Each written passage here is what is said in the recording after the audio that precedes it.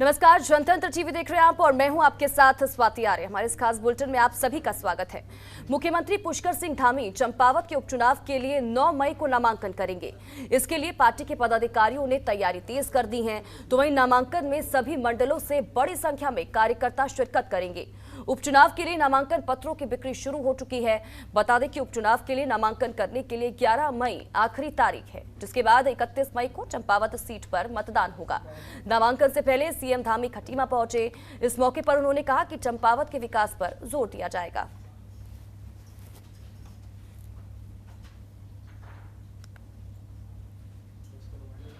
अब देखिए, चंपावत चूंकि मेरा नया निर्वाचन क्षेत्र है और नया कहने के लिए नया है, लेकिन मैं यहीं पला हूँ, बड़ा हूँ, यहीं खेला हूँ। इन्हीं सबके बीच में माँ शारदा का स्थान है, पूर्णागिरी मैया का स्थान है, गोलजू का स्थान है, माँ बाराही का स्थान है, बाबा गोरखनाथ का स्थान है, रीठा साहब है, रणकोची मैया है, माँ हिंगला देवी है। तो ऐसे जो बड़े बड़े धार्मिक स्थान हैं वो सब वहाँ पर हैं। उन सभी स्थानों का आशीर्वाद पहले से ही चूंकि मैंने लिया है। मैं पूर्णागिरी माँ भी गया था, मैं जो है बीच में गोरखनाथ बाबा के यहाँ भी गया था। माँ शारदा मैया का आशीर्वाद हमेशा से रहा है, चूंकि इसी के किनारे पला बड़ा हूँ। माँ बाराही का स्थान है। तो अब मैं कल यहाँ से सड़क मार्ग से जाऊँगा, सभी का आशीर्वाद लेते हुए, सभी का अभिवादन करते हुए, सभी से समर्थन मांगूंगा। मैं तैयार हूँ उस क्षेत्र की सेवा करने के लिए। और वहीं मुख्यमंत्री पुष्कर सिंह धामी प्रदेश भ्रमण के दौरान आज खटीमा पहुंचे, जहां उन्होंने कांग्रेस से बीजेपी में आए लोगों को सदस्यता दिलाई। वहीं इस मौके पर सीएम धामी ने चारधाम यात्रा को लेकर सरकार की व्यवस्थाएं गिनवाई। साथ ही स्थानीय लोगों से यात्रा को सही ढंग से सुचारू कराने में सहयोग की अपील की। साथ ही कांग्रेस से बीजेपी में शामिल होने वाले लोगों का स्वागत किया।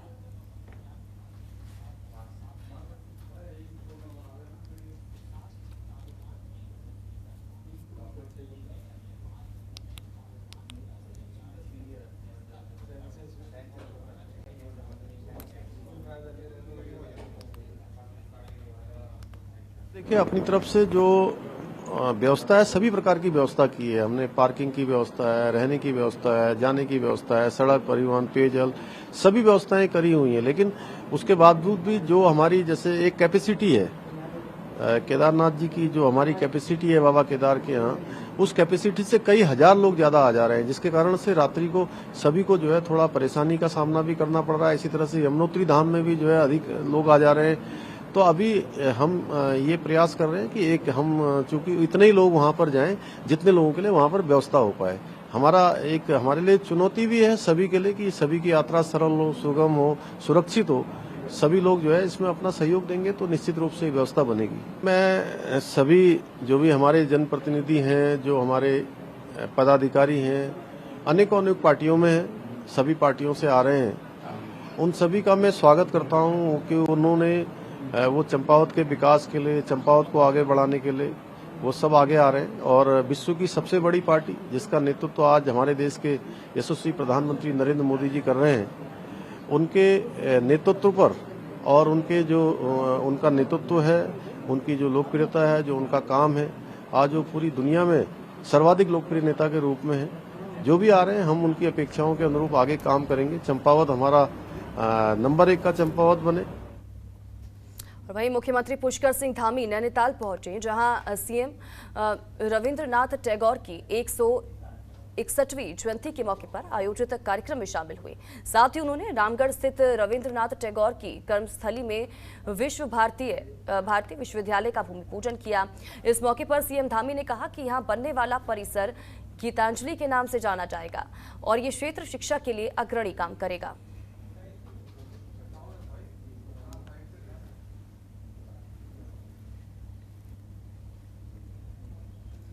और वहीं उत्तराखंड की चंपावत विधानसभा सीट में 31 मई को होने वाले उपचुनाव में समाजवादी पार्टी ने मनोज कुमार भट्ट को पार्टी का प्रत्याशी घोषित किया है।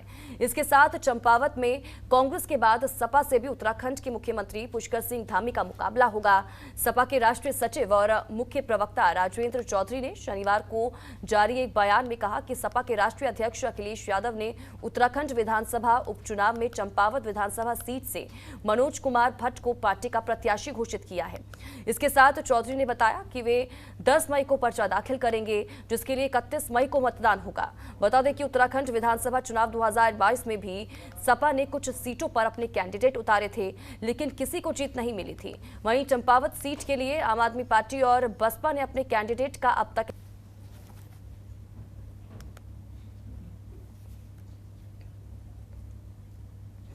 चंपावत उपचुनाव की कोर टीम ने चंपावत में डेरा डाला।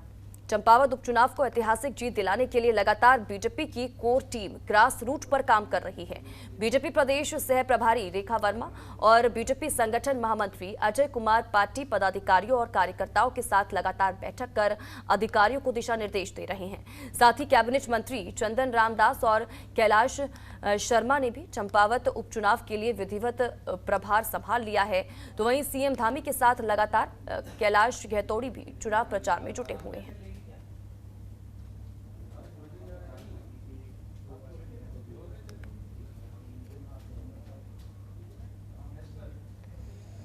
और वहीं चंपावत में होने वाले विधानसभा उपचुनाव में से पहले ही कांग्रेस को लगातार झटके लग रहे हैं। शनिवार को कांग्रेस के कद्दावर नेता और चंपावत नगर पालिका अध्यक्ष विजय वर्मा ने अपने समर्थकों के साथ कांग्रेस पार्टी छोड़ बीजेपी की सदस्यता ले ली है।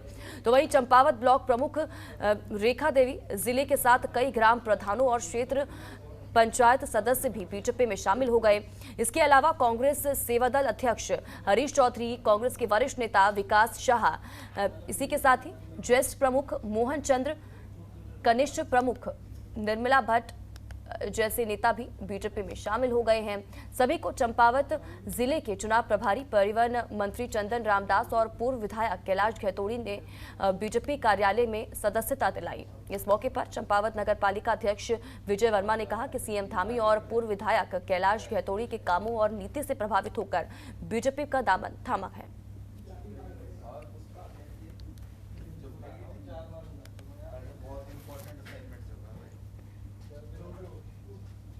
और वहीं उत्तराखंड में 31 मई को उपचुनाव होने हैं। चुनाव को लेकर सभी पार्टियों ने कमर कस ली है। जैसे जैसे चुनाव तारीख पास आने लगी है, वैसे ही वैसे सियासी पारा भी चढ़ने लगा है। चंपावत पर हलचल तेज हो चुकी है। इसी पर देखिए हमारी ये खास रिपोर्ट।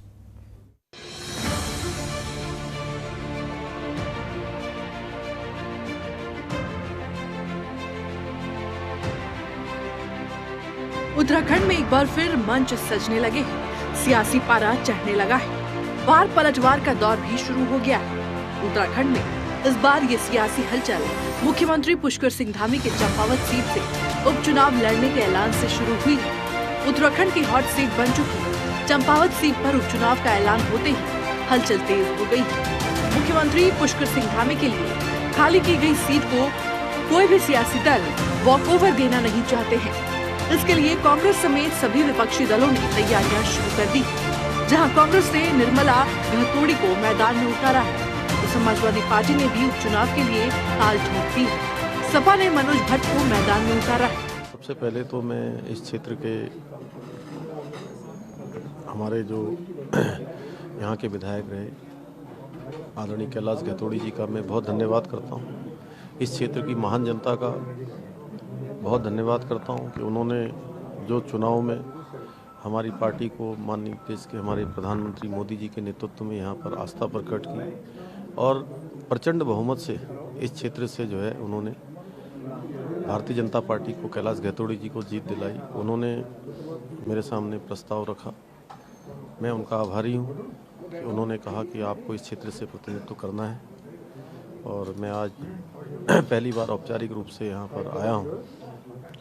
तो इस क्षेत्र की जनता जो कि मैं बचपन से यहाँ आता रहा हूँ, जाता रहा हूँ, मेरा बचपन इसी क्षेत्र में मैं पला बड़ा हूँ। मैं प्रतिबद्ध हूँ, संकल्पबद्ध हूँ और मुझे लगता है कि इस क्षेत्र के तमाम विकास कार्य जो इन्होंने कैलाश गहतोड़ी जी ने बढ़ाए हैं, उन सभी को तेज गति से आगे बढ़ाएंगे, नए आयाम यहाँ पर स्थापित करेंगे। माँ पूर्णागिरी और माँ शारदा ने मुझे बुलाया है इस क्षेत्र में और मैं संकल्पबद्ध होकर कहना चाहता हूँ कि ये क्षेत्र आने वाले समय में हर क्षेत्र में विकास का एक नया इतिहास बनाएगा। चंपावत सीट पर 31 मई को उपचुनाव होगा और 3 जून को चुनाव का नतीजा आएगा। 2 बार के विधायक कैलाश गहतोड़ी के इस्तीफे के बाद मुख्यमंत्री पुष्कर सिंह धामी इस सीट से चुनाव लड़ने जा रहे हैं। जैसे जैसे उपचुनाव की तारीख पास आती जा रही है, वैसे वैसे सियासी पारा भी बढ़ता जा रहा है। जहां एक और बीजेपी विकास के मुद्दे पर चुनाव लड़ने की तैयारी में, तो वहीं कांग्रेस लगातार बीजेपी की कथनी और करनी पर सवाल खड़े कर रही है। अपने केंद्रीय नेतृत्व की आभारी हूँ, अपने प्रदेश नेतृत्व की आभारी हूँ और अपने जिला नेतृत्व की भी आभारी हूँ कि उन्होंने मुझ पर इतना बड़ा भरोसा दिलाया। हमारे माननीय जो हमारे यहाँ के विधायक हैं इलेश खरवाल जी, उन्होंने भी मुझ पर भरोसा किया और हमारे जो प्रदेश के हमारे अध्यक्ष हैं करण मेहरा जी, उन्होंने मुझ पर विश्वास किया। हमारे जो हम सब के नेता हैं हरीश रावत जी, उनका भी मैं बहुत आभारी हूँ कि उन्होंने हम पर विश्वास किया और जो इतने भी बड़े नेता हैं उनको मैं आभारी हूँ। प्राथमिकता यही है कि हम उपचुनाव में लोगों से कहेंगे जिस तरह से इन्होंने महंगाई करी है, बेरोजगारी करी है और जिस तरह से जुमले ये कर रहे हैं, क्योंकि मुख्यमंत्री आज ही नहीं पिछली बार भी मुख्यमंत्री वही थे और उन्होंने क्या किया ये सबको मालूम है। जो हमारी जो भी योजनाएं कांग्रेस के टाइम में चली थी वो आज तक बंद है, न उनमें कोई कार्यक्रम हुआ न उनका कोई शुभारंभ हुआ। उपचुनाव के नतीजों से तय हो जाएगा कि प्रदेश में धामी सरकार चलेगी या फिर बीजेपी को एक बार फिर अपना चेहरा बदलना पड़ेगा। लेकिन एक बात तय है कि विधानसभा चुनाव में जितना रोचकता देखने को मिली थी, वैसा ही उपचुनाव में देखने को मिलेगी। ब्यूरो रिपोर्ट, जनतंत्र।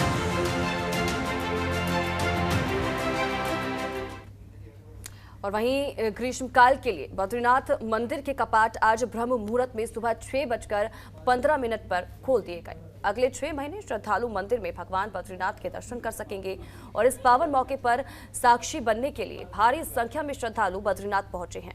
सुबह बद्रीनाथ मंदिर के कपाट खुलते ही जय बद्रीनाथ के जय घोष से धाम गुंजायमान हो उठा। धाम में पहली पूजा और महाअभिषेक पीएम नरेंद्र मोदी के नाम से किया गया। इस दौरान उनकी ओर से विश्व कल्याण और इसी के साथ ही आरोग्यता की भावना से पूजा अर्चना और महाअभिषेक समर्पित किया गया।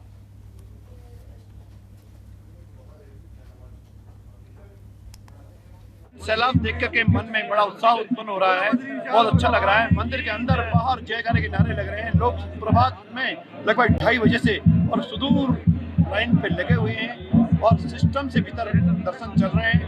भगवान की मूर्ति की सरस्वती देखी हमने, भगवान के अखंड दीप जलता हुआ देखा हमने और तत्पश्चात यात्रा को दर्शन करते हुए संतुष्ट होते बाहर आते हुए देख रहे हैं। मन प्रसन्न है। 2 साल तक मंदिर में कोई आ नहीं पाया, बिल्कुल रोक थी, लेकिन इस वर्ष मनोकामनाएं पूर्ण हो रही है।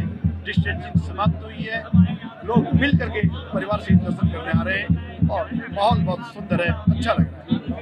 कोरोना काल के बाद से आज भगवान जी के दर्शन हुए, साक्षात नारायण के भू बैकुंठ धाम में बहुत ही आनंद की अनुभूति हुई है और इतना अच्छा माहौल है। बद्रीनारायण के जयकारे अंदर बाहर लग रहे, देश विदेश से बहुत सारे यात्री आए हुए हैं और कोरोना काल के बाद से आज लग रहा पूरा विश्व भू बैकुंठ धाम में यहाँ सारा पूरा विश्व यहाँ बदला हुआ है और बद्रीनारायण भगवान की कृपा सबकी होनी चाहिए, मेरी यही आशा है और भगवान से प्रार्थना करती है पूरा विश्व कोरोना से सबके घर में सुख शांति हो, बद्री प्रसाद भगवान की कृपा सभी पे बनी रहे। बहुत ही हर्ष और खुशी का पल है।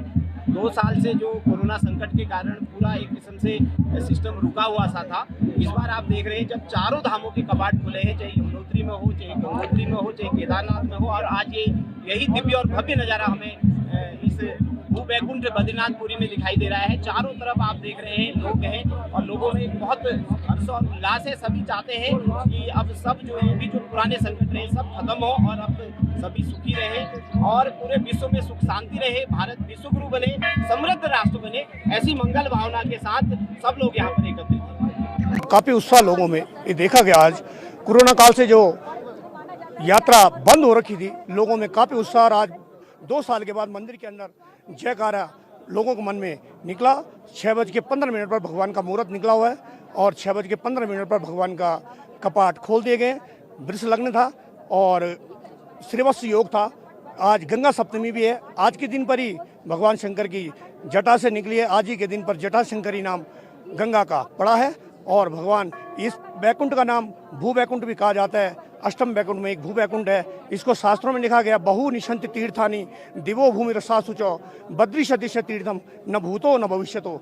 ये तीर्थ ऐसा तीर्थ है, न कभी होना है, न था, न होगा। बहुत उत्साह लोगों में देखा गया और काफ़ी अच्छे श्रद्धालु पहुँचे हैं और बहुत भीड़ यहाँ पर है महाराज। मुझे लगता है भगवान नारायण की कृपा होगी, सब इस बार ठीक ठाक रहेगा और बहुत ही आनंदित, बहुत ही बढ़िया है।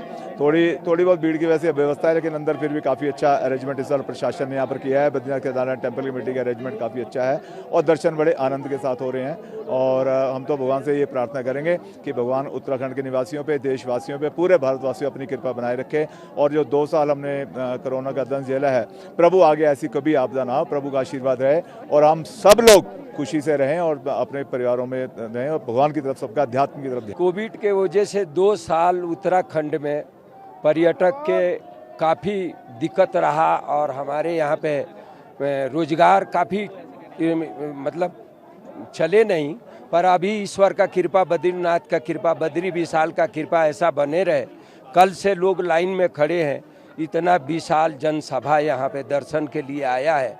भगवान इसको बना के रखे, सबका रोजगार चले। रोजगार से जुड़ा हुआ उत्तराखंड राज्य है, पर्यटक स्थल है, धर्म स्थल है।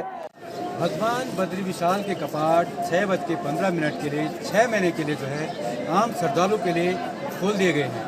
इस समय मैं मौजूद हूँ बद्रीनाथ धाम में। आपको दिखाने की कोशिश करूँगा किस तरह से जो भीड़ यहाँ पे उमड़ी हुई है भगवान बद्री विशाल के दर्शनों के लिए। यहाँ पे आप लोगों को हम दिखाने की कोशिश करेंगे। दूर दूर से, चाहे आप भारतवर्ष के कोने कोने से जो है लोग यहाँ पे पहुँचे हुए, तो कहीं ना कहीं जिस तरह से 2020 और 2021 की जो यात्रा नहीं हो पाई थी, यानी कोरोना काल इस समय 2020 और 2021 में जो है पूरे भारतवर्ष ने झेला, तो उसी का जो जीता जाता उदाहरण जो है इस बार की जो 4 धाम यात्रा है, चाहे भारत सरकार हो, चाहे उत्तराखंड सरकार हो, चाहे स्थानीय प्रशासन हो, सुगम और सरल बनाने के लिए पूरी कोशिशें की जा रही हैं। हालांकि आने वाले समय में पता चल पाएगा कि किस तरह की यात्रा जो है 4 धाम यात्रा की रहती है। चाहे आप गंगोत्री की बात करें या आप केदारनाथ की बात करें या बद्रीनाथ धाम की बात करें, तो लगातार जो है बद्रीनाथ धाम में इस समय जो है 10,000 से ऊपर जो है यात्री जो है दर्शन के लिए पहुंचे हुए हैं। तो कहीं ना कहीं एक बार जो है भगवान बद्री विशाल के कपाट जो है 6 महीने के लिए जो है आम दर्शकों के लिए खोल दिए गए हैं। उत्कर्ष सिंह नेगी, जनतंत्र टीवी, बद्रीनाथ धाम, चमोली। देश भर में आज गंगा सप्तमी का पावन पर्व मनाया जा रहा है। हरिद्वार में भी गंगा सप्तमी स्नान के लिए श्रद्धालुओं का हुजूम उमड़ा हुआ है। इस दौरान हर की पैड़ी पर सीएम पुष्कर सिंह धामी भी पहुंचे और परिवार के साथ गंगा में आस्था की डुबकी लगाई।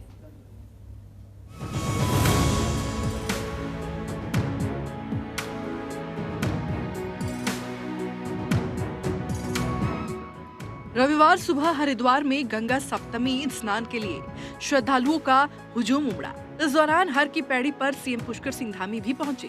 वह अपनी पत्नी संग यहां पहुंचे। उन्होंने पत्नी के साथ यहां गंगा पूजन किया। बता दें कि चंपावत उपचुनाव नजदीक है, ऐसे में सीएम धामी मां गंगा से जीत का आशीर्वाद लेने पहुंचे। इस दौरान गंगा सभा के पदाधिकारी भी मौजूद रहे। सृष्टि के आरंभ में विष्णु प्राकट्योत्सव के दिन भगवान विष्णु के नख से निकली मां गंगा का आज जन्मोत्सव है। जन्म के बाद से ब्रह्मलोक में बहने वाली भगवती गंगा कालांतर में भगीरथ की तपस्या से प्रसन्न होकर आज के दिन शिव के जटाओं में अवतरित हुई थी। 1 महीने बाद मां गंगा धरावासियों के कल्याणार्थ धरती पर उतरी और गंगा सागर तक बही। आज चारों धाम आज के दिन पूरे रूप से खुल गए हैं सभी पर्यटकों के लिए, श्रद्धालुओं के लिए, यात्रियों के लिए। आज बद्रीनाथ धाम के भी कपाट खुल गए हैं। केदारनाथ जी के, गंगोत्री के, यमुनोत्री के पहले ही खुल गए हैं। माँ गंगा के आशीर्वाद से सभी की सरल हो, सुगम हो, सभी का स्वास्थ्य अच्छा, निर्विघ्न यात्रा हो रही है और सफल जाए। तो हमारा प्रदेश भी माँ गंगा का आशीर्वाद हमारे ऊपर बना रहे, सारे कार्य बिना विघ्न बाधित। कैलाश से गंगा सागर तक संपूर्ण गंगेश क्षेत्र में सप्तमी के दिन गंगा जन्मोत्सव मनाया जाएगा। जगह जगह घाटों पर गंगा पूजन होगा और गंगा की आरती उतारी जाएगी। अनादि विष्णु ने जब ब्रह्मांड की सृष्टि की, तब अनादि ब्रह्मा ने उनके चरण धोए। विष्णु के चरणों से जलाधार फूटी। इस चरणोदक को ब्रह्मा ने अपने कमंडल में भर लिया और यही गंगा कहलाई। निरंजनी अखाड़े के महामंडलेश्वर कैलाशनंद गिरी महाराज ने बताया, गंगा आज ही के दिन भगवान विष्णु के धाम से गंगा धरा पर आई और गंगा का जन्म हुआ।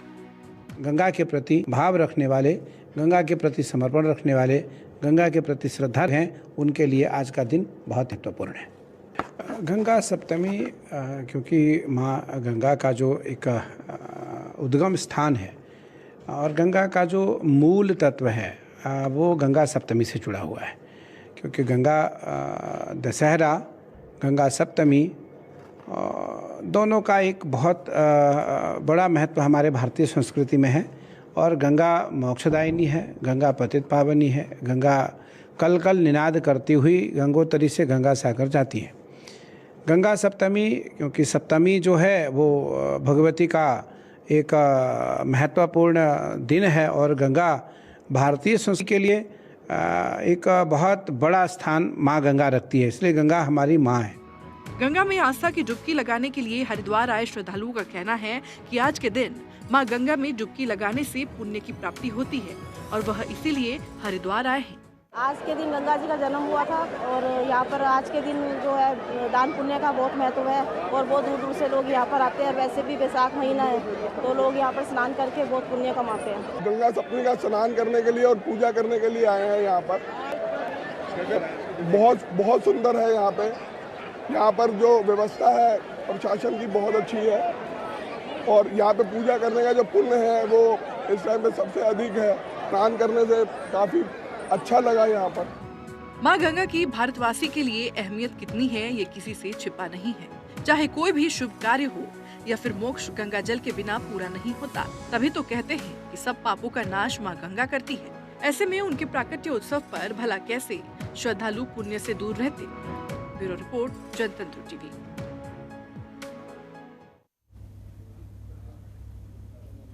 वहीं प्रदेश में मौसम का मिजाज एक बार फिर से बदल गया है। अल्मोड़ा में मौसम ने करवट ली और जिले में अचानक झमाझम बारिश शुरू हो गई। भारी बारिश से लोगों को गर्मी से राहत मिली, साथ ही बारिश के चलते जंगलों में लग रही आग पर भी नियंत्रण हुआ।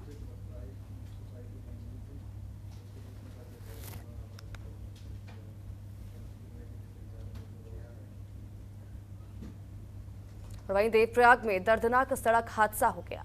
राष्ट्रीय राजमार्ग 58 पर तोता घाटी के पास अनियंत्रित कार 100 मीटर गहरी खाई में जा गिरी। हादसे में कार सवार 5 लोगों की मौके पर ही मौत हो गई।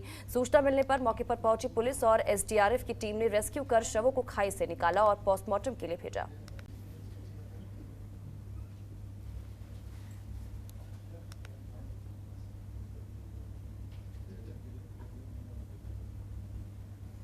और वहीं हरिद्वार के सिडकुल स्थित मिल्टन कंपनी के खिलाफ सलेमपुर रोशनाबाद के ग्रामीणों ने जिलाधिकारी को ज्ञापन सौंपा। बता दें कि पूर्व जिला पंचायत के अध्यक्ष राव आफाक अली के नेतृत्व में जिलाधिकारी को ज्ञापन सौंपा गया। ग्रामीणों का आरोप है कि सिडकुल प्रशासन और मिल्टन कंपनी के अधिकारियों की मिलीभगत करके तालाब, नाला और सैकड़ों साल पुराने स्टेडियम और स्कूल जाने वाले रास्ते पर अतिक्रमण किया है, जिससे ग्रामीणों में भारी रोष है। इस मौके पर राव आफाक अली ने ये कहा है कि जिलाधिकारी को ज्ञापन देकर अवगत करा दिया गया है। अगर इसके बाद भी कोई कार्रवाई नहीं होती है तो धरना प्रदर्शन कर उग्र आंदोलन किया जाएगा।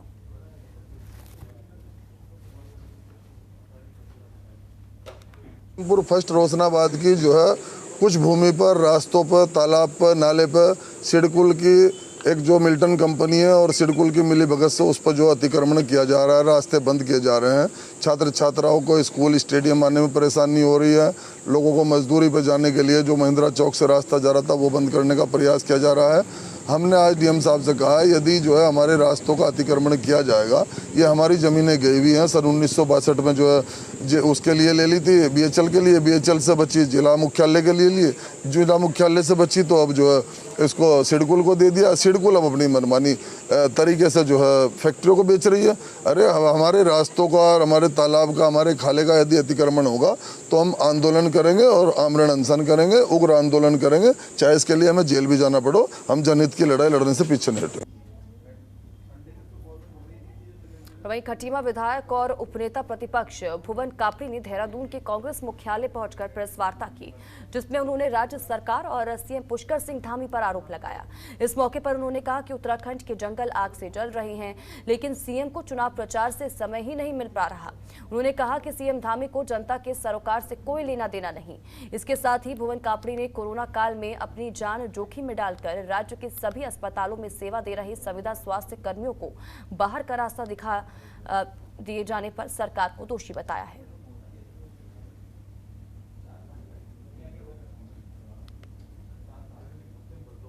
कितने सारे MBA, MCA, BBA, BTech की संस्थान हैं, हजारों संस्थान हैं। आप खुद आपकी सरकार उनको संचालित कर रही है। सेंट्रल यूनिवर्सिटियाँ हैं जो लगातार सब प्रोफेशनल कोर्स करा रही हैं। क्या हमारे यहाँ योग्यता की कमी है? आप इस बात को कह रहे हैं? आप किस प्रदेश के मुखिया हैं? आपकी जिम्मेदारी यहाँ के योग्य व्यक्तियों को रोजगार दिलाने की, और आप कहते हैं कि उत्तराखंड में योग्यता ही नहीं है। ला रहे हैं। आज बिजली पानी की समस्या चरम पर है। हमारे उत्तराखंड की धरोहर वन, जिन पे हम गर्व करते हैं, जिसको पूरा विश्व में उत्तराखंड की वन संपदा के नाम पर याद किया जाता है, जिस पे हमारा पूरा पर्यटन टिका हुआ है, उस पर पूरी आग लग रही है। और आपकी सारी सरकार जो है चंपावत उपचुनाव में व्यस्त है। तो मेरा ये कहना है कि सरकारें जब बनती हैं तो लोगों को बनाने के लिए, युवाओं को रोजगार देने के लिए, प्रदेश को आगे बढ़ाने के लिए, भूमिहीनों को भूमि देने के लिए बनती हैं। भूमि में बैठे हुए सरकारी भूमि लोगों को उजाड़ने के लिए थोड़ी बनते हैं, जिनका व्यापार वर्षों से आप तोड़ दे रहे हैं। आप ये नहीं सोच रहे हो कहाँ जाएंगे। पहले उनके व्यापार की व्यवस्था कीजिए, पहले उनके रहने की व्यवस्था कीजिए, उसके बाद अतिक्रमण हटाइए। और इसी के साथ ही हमारे इस खास बुलेटिन में फिलहाल इतना ही। आप बन रहे हमारे साथ। नमस्कार। खबरों के निष्पक्ष विश्लेषण के लिए सब्सक्राइब करें Jantantra TV and press the bell icon. Never miss any update.